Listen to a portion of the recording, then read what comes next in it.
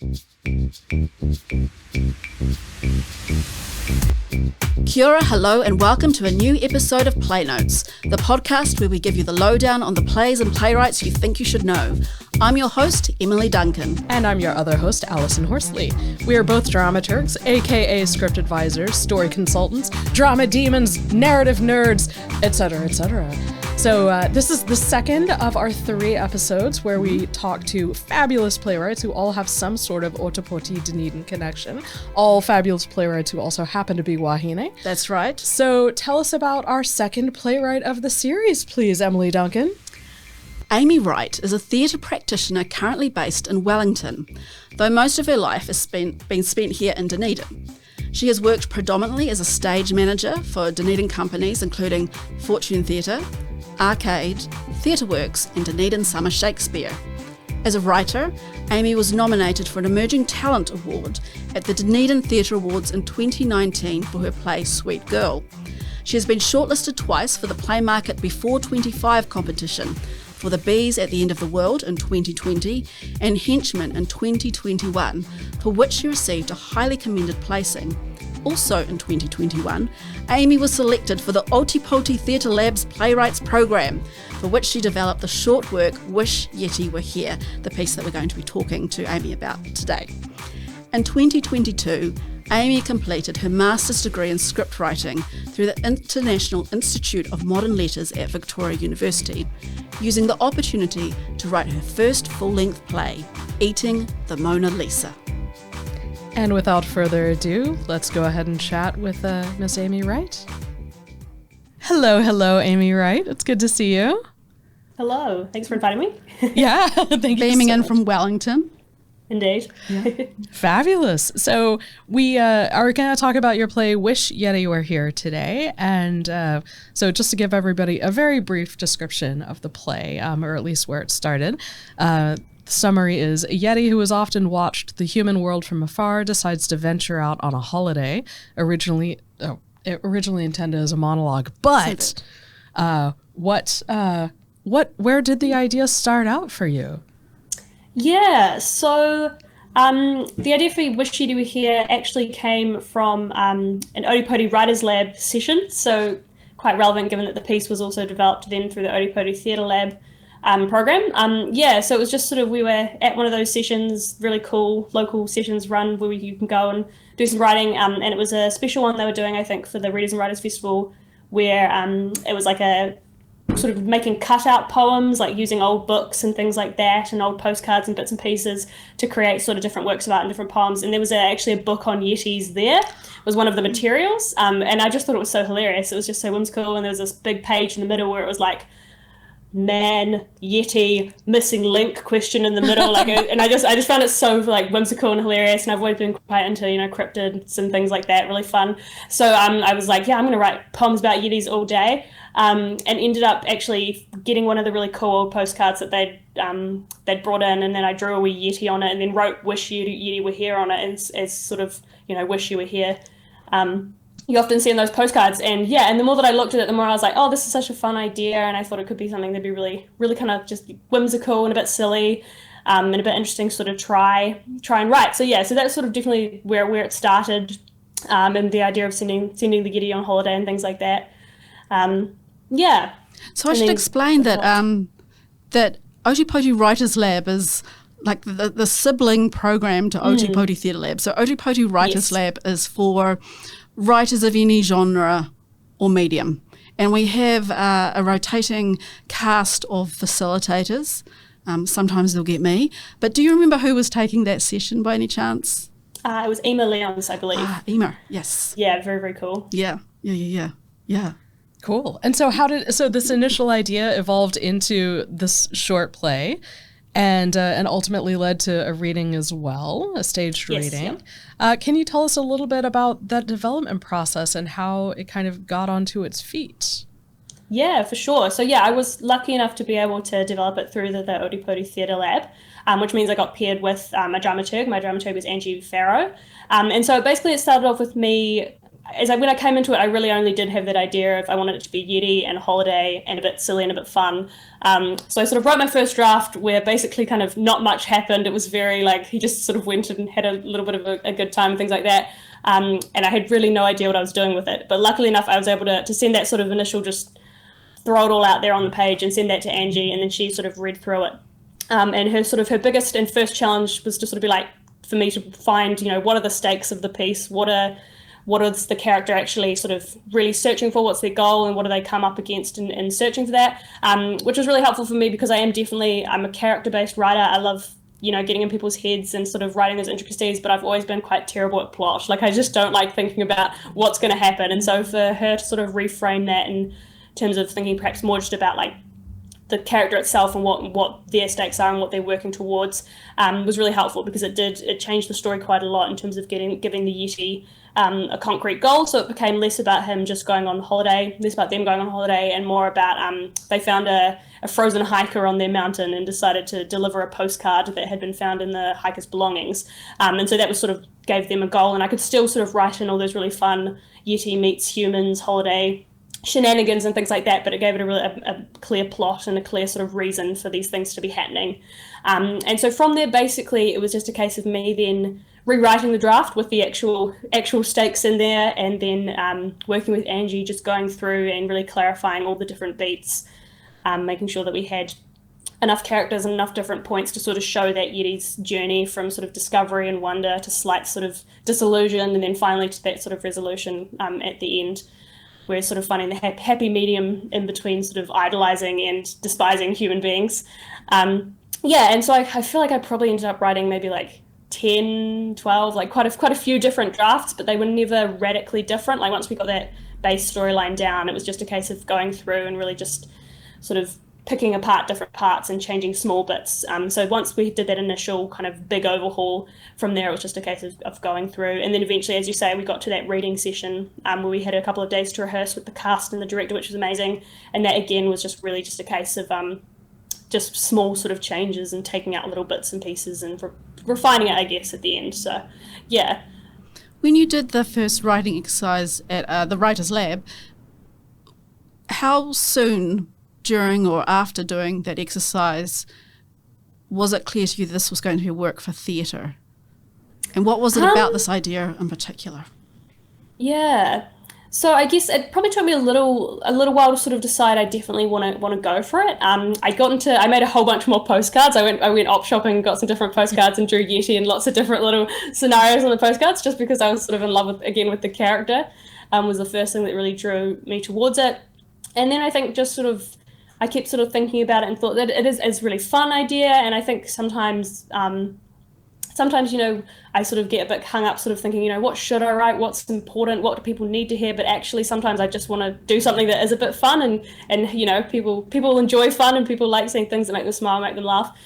So I think that's why I sort of decided, this could be quite cool. And I think definitely having that opportunity with the theatre lab, that was probably the moment where I thought, I want to apply for this, because I was in a good old office job, and I've been working backstage a lot. I work as a stage manager relatively often in theatre. That tends to be my main role. And so I hadn't done a lot of creative stuff for a while. And so for me, I was definitely getting to that point where I just was like, I really need to do something creative, struggling to do it on my own. This looks like a really great opportunity to get that support and get that motivation to do it. And just partly, I think, because the brief is to write sort of a shorter piece or part of a longer piece, and I thought, this idea did feel like something that probably could be completed in a relatively short space of time, in terms of the length of the play. And then I just thought that could be kind of fun and something different to develop, and also I think previously before that I'd kind of written mostly quite naturalistic, one room sort of people sort of, which I love. It's a style that I really enjoy. As I say, getting into characters is something I really enjoy, and that's a good sort of genre for it. But I was like, I want to try and write something a bit weird. I want to push myself to be a bit sillier. So those all things, I think, all coming together was really what got me to decide to do it at the time, and eventually write it in the way that I did. A core element of Theatre Lab, just explain this for listeners who aren't familiar, is so to go back a bit, when the Fortune Theatre was still in existence, and one of the places you stage manage, Amy, was Fortune Theatre, yeah? Yeah. one of the programs they had was called Studio 4x4, in which 4 playwrights were matched with one dramaturg for the entirety of the program. And for the last 2 years of the Fortune's existence, I was the dramaturg. So other dramaturgs have included Victor, Roger, I think Simon. My brain's going to probably bleed. Simon O'Connor. Simon O'Connor. Yeah. Mm-hmm. So I had the honour in those last 2 years of being the dramaturg. And when the Fortune closed in 2018, I thought, okay, how can we sort of resurrect or reform what was Studio 4x4? I was going to say 44. And, I was going to say 54. 54. Yeah, Studio 54. Yeah, that's a whole other thing. On the other side of the world. But how can it be tweaked somewhat to really serve the playwrights? So Alice and I are both dramaturgs, and we've both had some amazing different opportunities. And I think part of working as a dramaturg is identifying what sort of projects you match particularly well, whether you have experience with. So for you, Alison, as we've talked in the first 3 episodes of this season, Chekhov, a lot of Chekhov, yeah. Musical theatre. Mm-hmm. Yeah, and you're probably not going to engage Emily Duncan for a musical theatre unless you're, just wanting to, take lots of risks. So in reimagining what Ōtepoti Theatre Lab could be, a crucial part of that was getting the words right. It's an English podcast now. Is acknowledging that different playwrights and different projects require the services of different dramaturgs. Mm-hmm. Yeah, instead of the one-size-fits-all model that we often have to work with also because of lack of resources. I'm finally getting to it. Amy's saying, this is my time. No worries. And we gave you your time, Amy, because we matched you with H.J. Kilkelly, who's the producer of Ōtepoti Theatre Lab, and I, when we were thinking, okay, who could be some really good dramaturgs for Amy in this project, and we identified Angie Farrow. So, yeah, do you want to talk to us a little bit about what is it actually like or about working with a dramaturg? Yeah, for sure. I mean, it is an incredible experience, and I think a very one that we're not always lucky enough to have all the time. So it was really, really cool to have someone. And I think the first thing, particularly in that scenario, that was really amazing was literally just have someone who was there specifically for me and specifically for my work.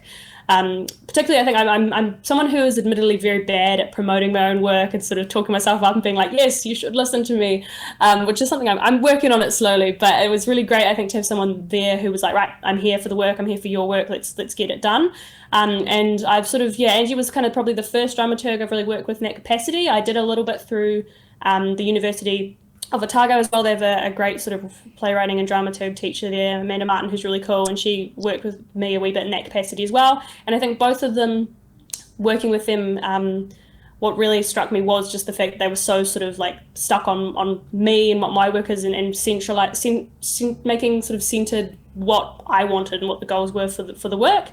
And then it's just really great to have someone that you're springboarding off, who's read the work and who's followed it, particularly if it's a dramaturg who's doing it in the writing stages, right from the beginning, who knows where you've come from and where you're aiming for. Because so often in the past, my experience has been literally just sending out drafts to my mum and to my sisters and to a couple of my friends from my theatre program, things like that, who are great and who give me really good feedback and different perspectives, but who perhaps haven't always been there through all the different drafts, or who perhaps haven't been there right from the start. And so you're getting definitely a different understanding of it and a different connection to the work. Whereas when you're working with a dramaturg who's perhaps going through the whole program with you the whole way through and seeing it at different stages and knowing it really intimately, you can get some really, really good feedback and really in a really helpful way that I think otherwise you perhaps can't always get. And it is really helpful to have, because you do sometimes just find yourself sort of stuck in a bit of a rut and needing that outside voice to give you that inspiration and those points. And it's definitely not a case of needing someone to tell you what to do, but even just someone to prompt you, to ask you questions, to sort of challenge where you're at, to sort of make you think about something in a different way, can be really, really helpful as a writer to get you into the next stage of where that draft needs to be. So yeah, it's a very sort of I think, privileged position to have a dramaturg, but definitely really helpful and really valuable for a piece of work. What's so striking to me is with the process that you went through, both Angie Farrow she's also a playwright, and also Joe Randerson was your director for OTL for the readings. And I'm curious, and we'll be talking to Joe as well for one of these episodes. I'm curious to know how they're being playwrights in their own right, how that impacted your work together. Do you think that they brought something else to the table, or did you find that you were able to talk to them in a different way because of their own perspectives as writers? Yeah, I'd actually be really interested, I guess, to work with a dramaturg who isn't a writer, because I suppose for me, my experience with them has been that often it is a dual kind of role. And so I suppose I know for sure, working with Angie, she's done so much work and so much really interesting and fun, quirky sort of stuff. And especially so I'm sure in kids stuff yeah, too. Exactly. Yeah. A lot of that sort of stuff. So I think definitely her experience and knowledge of that and her own style of writing, I'm sure, definitely helped me to make the piece what it was. And then Jo Randerson as well, she was a great director coming into it. She immediately had read it and understood the style I wanted, the very sort of, it's a piece that uses very minimal props and set, and it's just sort of has the actors sort of creating the world using their body and their sound, and she just dove right into that, which I'm sure comes from sort of both her experience as a writer and as a director and as a dramaturg. So it was really cool experience to get to work with them. But yeah, I guess for me, not having really worked with a dramaturg who was purely a dramaturg, I'm not sure I understand necessarily the difference in that perspective, but I'm certain that both of their experiences and their backgrounds definitely added a lot to the piece. There's quite a bit of suspension of disbelief in the script, and you said it's not a naturalistic staging. I was wondering when I was rereading the script for this interview, was how did you see the Yeti in your mind's writing eye when you were drafting the script? Yeah, I mean, that was definitely one of the questions I got. And I remember Martin Swan, who was one of the writers in the cohort with me, he sent me a big picture of this giant Yeti costume, I think, that someone at a festival had and things like that, which made me laugh so much. And I think part of when I was writing it, I'm not actually sure necessarily, I think I did have an actual Yeti in my head. Like I was sort of seeing a little white sort of hairy Yeti walking around. But I think when I was thinking about it in terms of performance, I didn't necessarily have one way or the other, whether I wanted someone in costume, whether I wanted someone just reading it. And I think in the end for the stage reading, what it was essentially just the actors just in their everyday clothes. The actor playing the Yeti Joe, he just was just there as himself. And I think in the end I ended up quite liking that, because I quite liked that idea that was not necessarily about creating that character through the costume. It was really just how the actor was embodying them. And I think also for the piece, because it is about Yeti going and discovering the humans, and sort of it's a piece about, I guess, learning that we're not quite so different, I guess, from each other, and we all have those things that we share, and that fear of difference and overcoming it and things like that. And so in a way, having just the actor there as a human playing a Yeti, then we have to just buy into that, I think works quite well for that theme. But also, if someone wants to full on build a Yeti suit, I'm not gonna say no to that. Definitely go for it. Stage it on the mountain at Disneyland. Exactly. It's completely. Yeah. Mm-hmm. Why not? Absolutely. Yeah. I think that'd be a great write those idea. funding apps, actually. Is it a play for children, Amy? Yeah, that was actually a really big question that we battled with. I don't want to say battled, that we sort of threw around quite a lot during the process of writing it, because for me, I didn't conceive it sort of going, this is a show for kids, but I think definitely it ended up being a show that I think people of all ages potentially could enjoy. And I found it was quite an interesting one, because I think for me, I'm someone who has always enjoyed, I love cartoons. I loved kids' cartoons growing up, and I still love watching them now, things like that. I often find, I think, media that's made for kids that's really enduring and is really still really good, is it has to work a bit harder sometimes than adult media, because it doesn't, you can't make it just violent, you can't make it sort of sexual, graphic, you can't rely on crude humor. You've got to sort of be a bit quirkier and clever and sort of work a bit harder, I think, to get stuff that adults will also enjoy, which I really like, and I think that's sort of something that draws me to it. So yeah, I think it wasn't necessarily specifically written to be a piece, but I think unless I think I had a couple of ad-lib swear words added in at the reading, which perhaps for a kid's show you would have to stop them doing that. But other than that, probably I to think get them out, better to get them out then, you know. Yeah, exactly. But yeah, so I think it's definitely a piece that could be, I think, read for kids, but also done by sort of kids, you know, at school. I think it's a piece that potentially could have a lot of different age groups watching it and performing it, and I quite enjoy that. I think it's something that isn't necessarily stuck in one box, which is not helpful for marketing. But as a writer, I'm going to go, I quite like that. So yeah, and it doesn't patronise to kids. I wonder if that's sometimes a mistake. Yeah. People might think, oh, I'll write for children, right, in a way that's a little bit condescending. Whereas how do you authentically engage with younger age groups? Which, the script does really well. Well, it's a bit of a, I mean, there's a bit of a heartbreaking bit in the play. Rereading it, I got so sad. But how do you find? And I don't know if we want to risk spoiling it. Oh, and can I just say quickly? I'm going to say anyway. That for people who are interested, you can get the script from Playmarket New Zealand if you want to read it.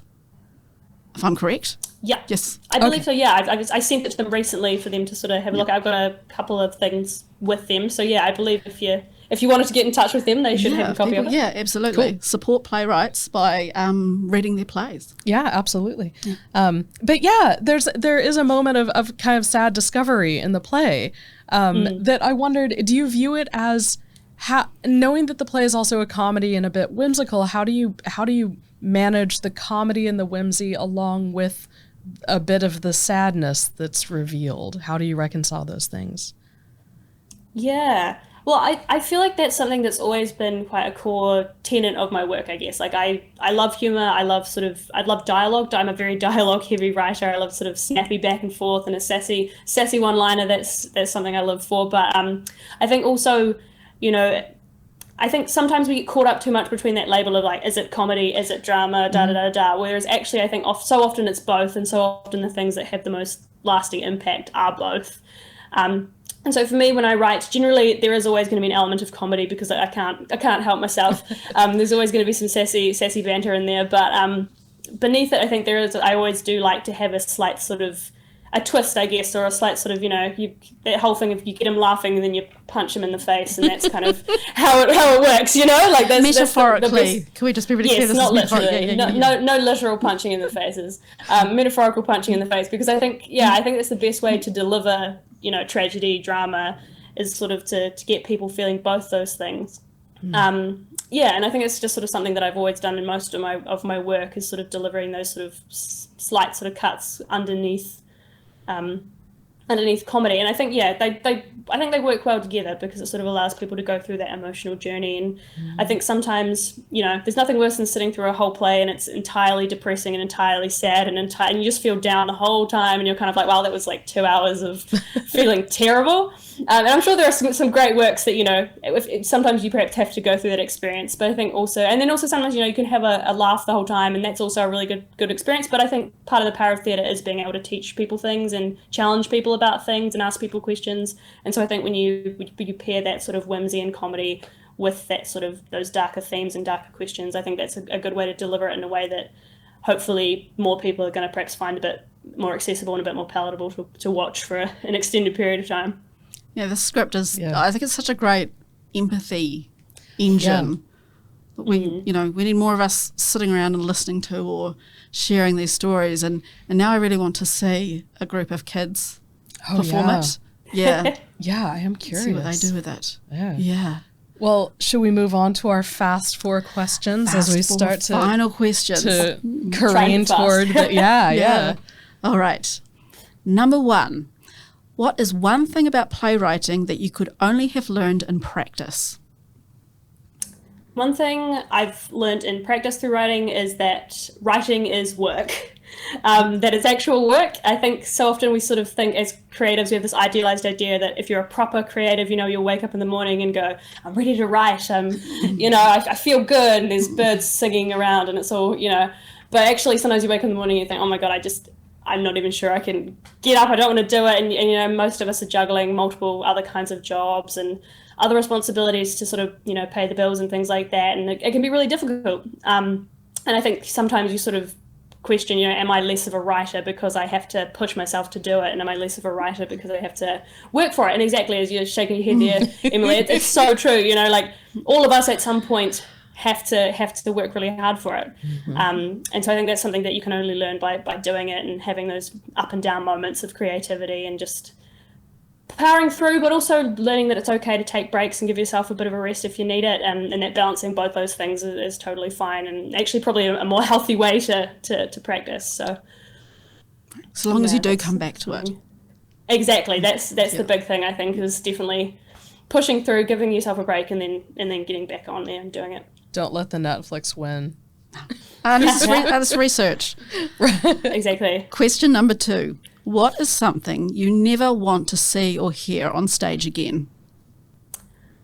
Oh, yeah, that's a tricky one, I think, because in general, I think it's, it's nice to have lots of different things and, never say never, there's always things. But one thing for me, I think it's more of a technical thing that frustrates me is, and it's getting less and less common, but, in between scenes where it just lights down and then we're all sitting in silence for like 5 minutes as a poor stage manager comes out and brings out a chair and moves a couch and we're all sitting there. Those sort of transitions that really break the flow of a scene and break the feeling of the pace, that's something I feel like we could totally get rid of because it's very avoidable. Play some music, choreograph it with your actors, have a whole piece that just runs for an hour and doesn't stop. I feel like that's something I can definitely get rid of as those awkward pauses in between scenes. And that's coming from someone with a live stage management experience. So that's, yeah.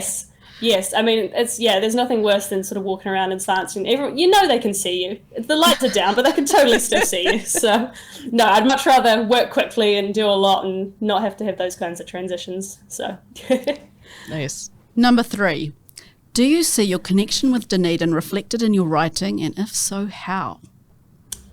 Yeah, that was a good question because I think in terms of the content, perhaps not necessarily so literally, like I don't have any plays that are, for example, set in Dunedin or anything like that.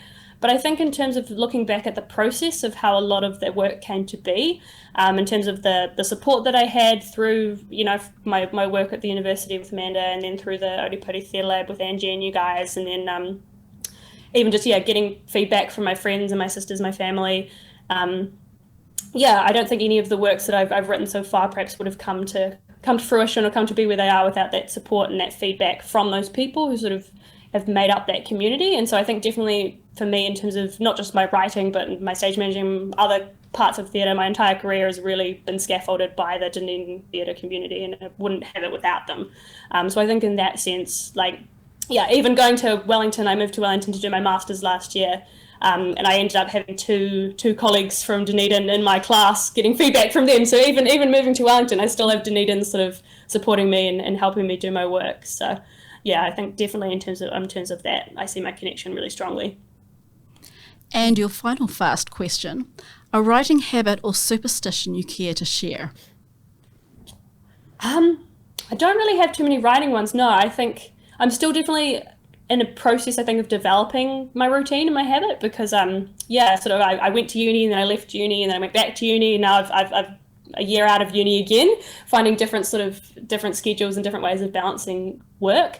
I know I'm a morning person, and by that I mean I'm not really a morning person, but I'm definitely more awake in the morning than I am in the afternoon. I'm kind of like one good hour in the day and otherwise I'm barely human, but that one good hour does tend to fall in the morning, so I'm like, right, got to get up and get that stuff done. So you're not going to run away to your computer and start typing after this?